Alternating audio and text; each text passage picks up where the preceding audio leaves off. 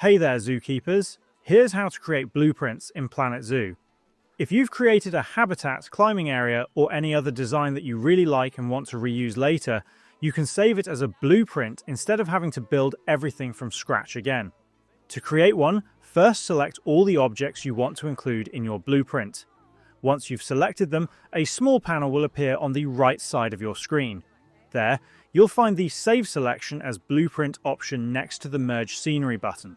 Click it to open the Saved Blueprints window, then select New Blueprint to begin creating one. This will take you to the Blueprint creation page. Here, you can choose a thumbnail for your blueprint by adjusting the camera angle on the left. The price is automatically calculated based on the objects you've included, but you can still give your blueprint its own name and description.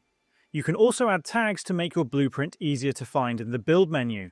For example, since this is a climbing area designed for African leopards, let's add the Habitat tag and select African leopards under the Species tags. Once you're satisfied with everything, click Create Blueprint to save it. To find your newly created blueprint, simply look for it under the tags you've assigned. You can now place the entire design anywhere in your zoo as a preset without having to manually rebuild everything from scratch.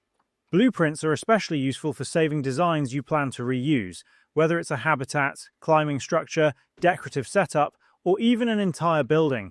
And that's all of it. If this video helped, please leave a like or comment and subscribe to the channel for more straightforward guides. Thanks for stopping by, and see you in the next side quest.